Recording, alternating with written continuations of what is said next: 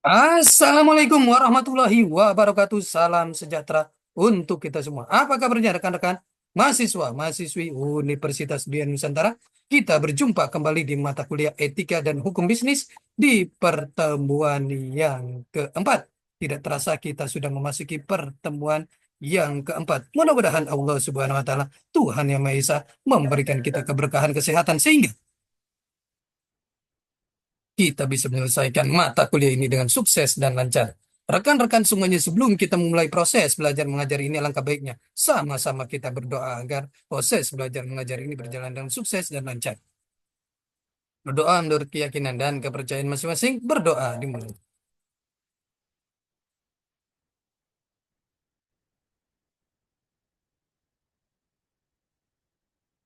Selesai. Rekan-rekan semuanya, di pertemuan yang keempat ini kita akan membahas materi mengenai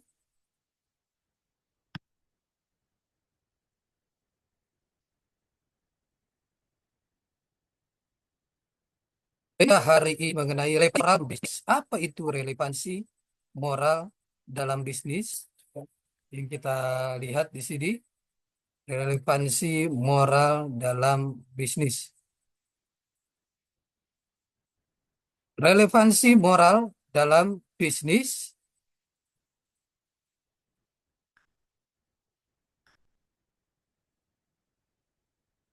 Mitos bisnis amoral mengungkapkan suatu keyakinan bahwa antara bisnis dan moralitas atau etika tidak ada hubungan sama sekali. Bisnis tidak punya sangkut paut dengan etika dan moralitas. Keduanya adalah dua bidang yang terpisah satu sama lain. Keuntungan dan etika. Sasaran dan lingkup etika bisnis. Satu, etika bisnis bertujuan untuk mengimbau pelaku bisnis agar menjalankan bisnisnya secara baik dan etis. Dua, untuk menyadarkan masyarakat, khususnya konsumen, buruh atau karyawan dan masyarakat luas akan hak dan kepentingan mereka yang tidak boleh dilanggar oleh praktek bisnis siapapun juga. Tiga, etika bisnis juga berbicara mengenai sistem ekonomi yang sangat menentukan etis tidaknya suatu praktek bisnis. Hubungan antara moral dan dengan bisnis, menurut De George, pakar etika bisnis, mengatakan bahwa perlu dilihat lebih dahulu tiga pandangan yang umum dianut. Pandangan pertama berbeda antara satu dan sistem, sehingga pokok yang harus dipegang adalah norma-norma dan prinsip-prinsip yang harus dipegang adalah di mana perusahaan tersebut berada. Pandangan kedua bahwa norma itu sendiri yang paling benar dan tepat adalah bertindaklah di mana saja sesuai dengan prinsip yang dianut negaranya masing-masing perusahaan. Pandangan ketiga adalah pandangan immoralitas, yang mana mengatakan tidak ada norma moral yang diikuti sama sekali. Dalam hal ini menghalalkan segala cara untuk mencapai tujuannya. Setiap negara, setiap komunitas, dan setiap masyarakat mempunyai nilai dan norma moral serta budayanya sendiri-sendiri. Oleh karena itu, perusahaan multinasional beroperasi di sebuah negara norma dan nilai norma yang berlaku di situ dan harus dihargai. Pendekatan pemangku kepentingan atau stakeholder. Pada umumnya ada dua kelompok stakeholder. Kelompok primer yaitu terdiri dari pemilik modal atau saham. kreditor, karyawan, pemasok konsumen, penyalur dan pesaing atau rekanan.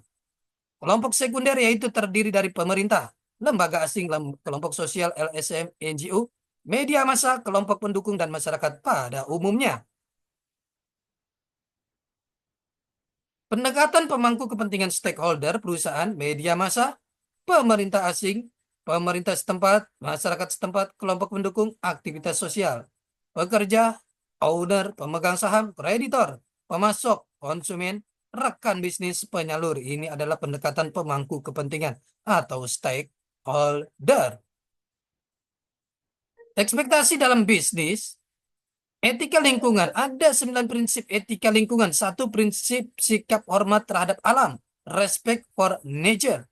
2 prinsip tanggung jawab moral, responsibility for nature. 3 prinsip solidaritas kosmik atau cosmic solidarity. 4 prinsip kepedulian terhadap alam, caring for nature. Dan 5 prinsip tidak merugikan, no harm. Etika lingkungan. Ada 9 prinsip etika lingkungan. Yang berikutnya adalah prinsip yang keenam, prinsip hidup sederhana dan selaras dengan alam. 7 prinsip keadilan. 8 prinsip demokrasi. 9 prinsip integrasi moral. Prinsip bisnis, prinsip etika bisnis, dan etika profesi. Menurut pendapat Sony Kerap 1998, menjelaskan bahwa prinsip-prinsip etika bisnis yaitu yang pertama, prinsip otonomi, prinsip kejujuran, prinsip keadilan, prinsip prinsip integritas moral, dan prinsip saling menguntungkan. Ini adalah prinsip etika bisnis dan etika profesi. Prinsip etika profesi. Bisnis sebagai profesi yang baik dan mulia.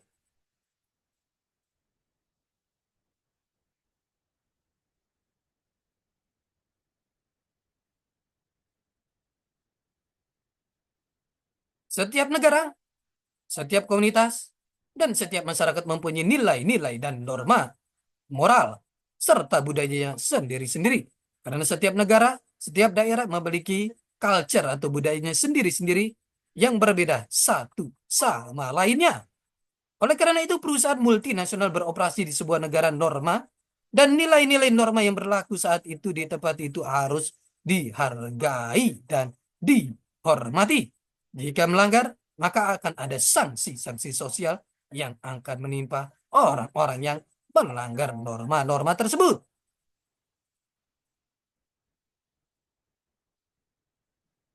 Pendekatan pemangku kepentingan, stakeholder. Pada umumnya, ada 2 kelompok stakeholder.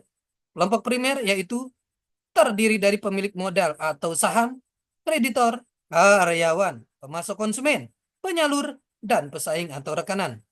Kelompok sekunder yaitu terdiri dari pemerintah, lembaga asing, kelompok sosial, LSM, NGO, media massa, kelompok pendukung, dan masyarakat pada umumnya. Pendekatan pemangku kepentingan stakeholder, media massa, pemerintah asing, pemerintah setempat, masyarakat setempat, kelompok pendukung, dan aktivis-aktivis sosial. Dukung oleh pekerja, owner, pemegang saham, kreditor, pemasok, konsumen, rekan bisnis, penyalur. Ini adalah pendekatan pemangku kepentingan atau stakeholder. Ekspektasi dalam bisnis. Tentunya ekspektasi dalam bisnis, setiap organisasi atau perusahaan menginginkan berekspektasi untuk mendapatkan keuntungan atau profit yang sebesar-besarnya. Keuntungan atau profit yang sebesar-besarnya akan digunakan untuk operasional dari organisasi atau perusahaan tersebut, seperti membayar gaji pegawai, membayar THR, membayar listrik, membayar pemeliharaan gedung, membayar bonus, dan pembayaran lainnya.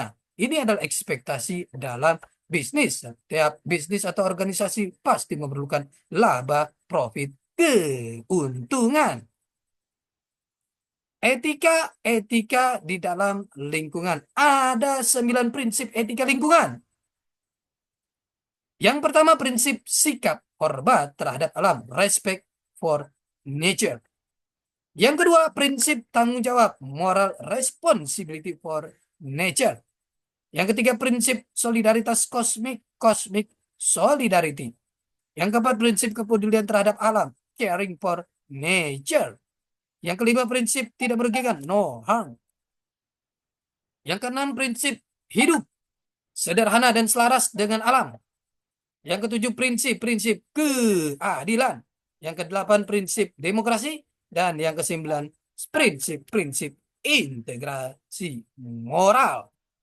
Prinsip etika bisnis dan etika profesi menurut pendapat Sodi Kerat pada tahun 1998 menjelaskan, menerangkan bahwa prinsip-prinsip etika bisnis terdiri dari satu prinsip otonomi, dua prinsip kejujuran, tiga prinsip keadilan, empat prinsip integrasi moral, dan yang kelima adalah prinsip saling menguntungkan. Prinsip etika profesi di dalam sebuah perusahaan atau organisasi. Bisnis sebagai profesi yang baik dan mulia.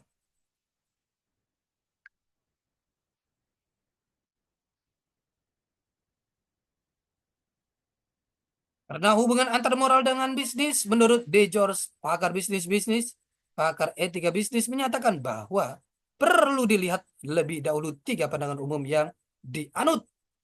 Pandangan pertama bahwa norma etis berbeda antara satu tempat dengan tempat lainnya. Sehingga prinsip-prinsip pokok yang harus dipegang adalah norma-norma dan prinsip-prinsip yang harus dipegang adalah norma di mana perusahaan tersebut berada. Pandangan kedua bahwa norma itu sendiri yang paling benar dan tepat adalah bertindaklah di mana saja sesuai dengan prinsip-prinsip yang dianut negaranya masing-masing perusahaan. Pandangan ketiga adalah pandangan yang immoralitas, yang mana mengatakan tidak ada norma moral yang diikuti sama sekali. Dalam hal ini menghalalkan segala cara untuk mencapai tujuannya. Setiap negara, setiap komunitas, dan setiap masyarakat mempunyai nilai dan norma moral serta budayanya sendiri-sendiri. Oleh karena itu, perusahaan multinasional beroperasi